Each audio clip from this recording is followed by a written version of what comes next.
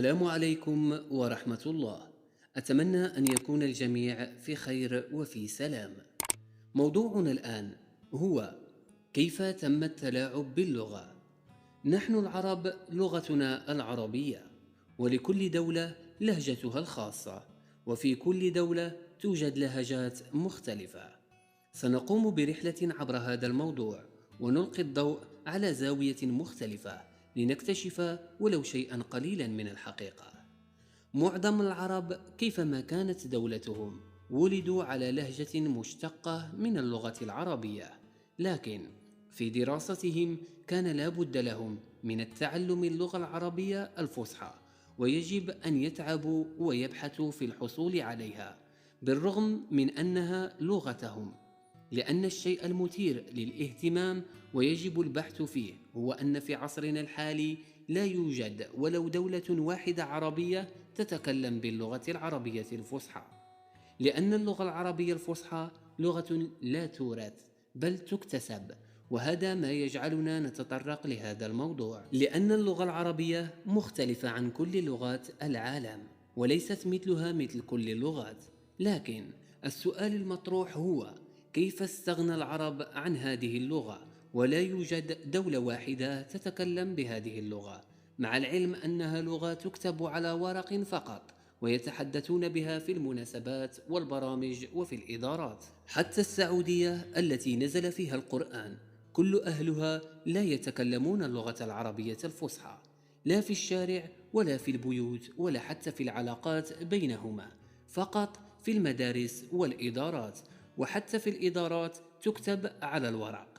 مثلا ملك أو وزير أو شخص مسؤول في دولة عربية إذا تحدث مع الشعب يتحدث باللغة العربية الفصحى، لكن حينما ينتهي يرجع يتحدث بالعامية مع الأصدقاء والعائلة.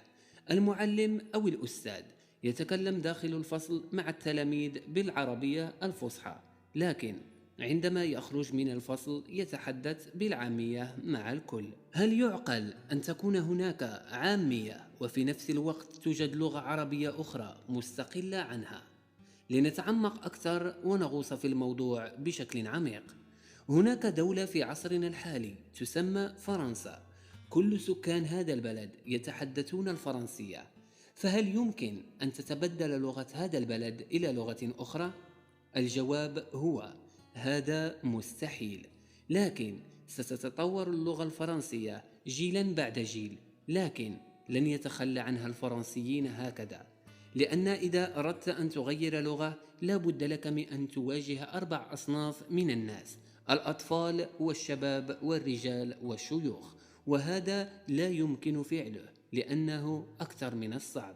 فلماذا العرب استغنوا عن لغتهم بكل هذه السهولة رغم أنهم يقولون أن القرآن باللغة العربية الفصحى؟ أيها المستمع الكريم، أنا لست باحثا ولست عالما، لكن أنا شخص لديه عقل يبحث عن الحقيقة وأقارن هذا بهذا لأصل لشيء يقنعني، لأنني أحب الحقيقة. ولهذا سأقول لكم رأيي ماذا وقع، ولكن الباب مفتوح للكل للبحث عن الحقيقة. ليس عندي منهج ولا أي شيء، فقط عقل أفكر به وأقارن به كما طلب مني ربي أن أفكر. هيا نبدأ. سكان الجزيرة العربية كان لسانهم لسان عربي مبين وليس اللغة العربية الفصحى، لهذا نزل عليهم القرآن بلسانهم بلسان عربي مبين. واللغة العربية الفصحى تسمى فصحى وليست لغة القرآن لأنها فصيحة، ولا يختلف الاثنان على أنها لغة جميلة تستطيع أن تعبر بها كيفما تشاء، ولهذا تم وضعها وتطويرها من طرف الفئة المثقفة من أجل أن يعبرون بها في الشعر والنثر والمناسبات الخاصة. ولهذا اللغة العربية تكتسب ولا تورث كاللغات الأخرى. الذين كانوا يقومون بالمعلقات السبع كان ذلك باللغة العربية الفصحى، وكل واحد يعبر بها، ولكن حينما يرجعون إلى حياتهم الخاصة يتكلمون بعامياتهم. اللغة العربية الفصحى وضعها بشر وهي تخص فئة معينة وليس هناك أي مشكل. حتى الخالق ليس ضد أن البشر يرتقي وتكون عنده مفردات يعبر بها وتكون له لغة فصيحة يتحدث بها.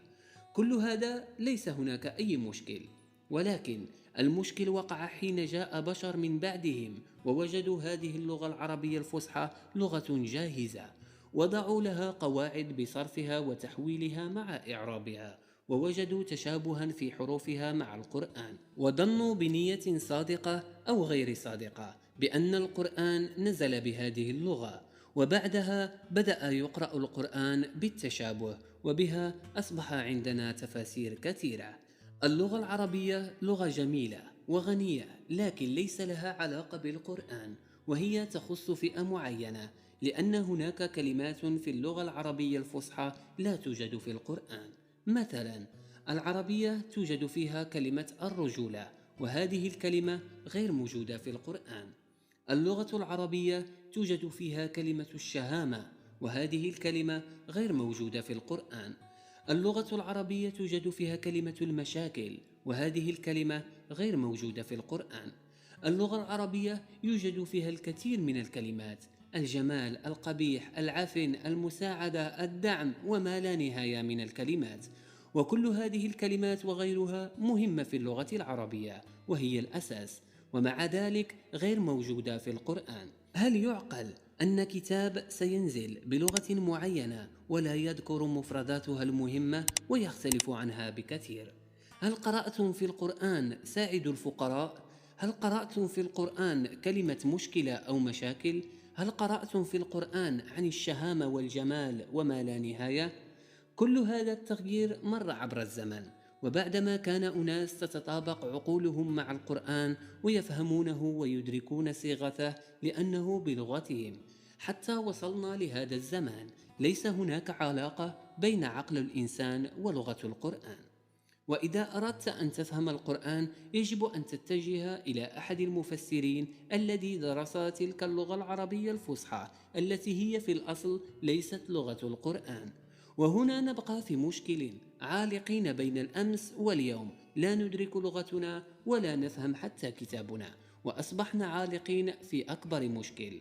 اللغة العربية الفصحى لغة جميلة ورائعة تستطيع التعبير بها كيفما تشاء، والذين وضعوا اللغة العربية الفصحى من حقهم أن تكون لطبقة مثقفة لغة تجمعهم وليس هناك أي مشكل، ولكن المشكل في الذين جاءوا من بعدهم ولا ندري متى ولا كيف، وبدأوا يقرؤون القرآن بهذه اللغة، ووقعت الكارثة التي ما زلنا ندفع ثمنها، هو أن الكثير يعتقد بأن القرآن ذكوري لأنه يخاطب فقط الرجال ولا يخاطب المرأة، مع العلم أن القرآن يخاطب العقل وليس القالب.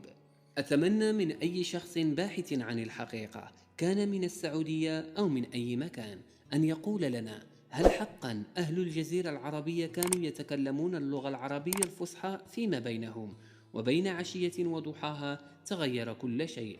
دمتم في سلام ورحمة من الرحمن على قلوبكم.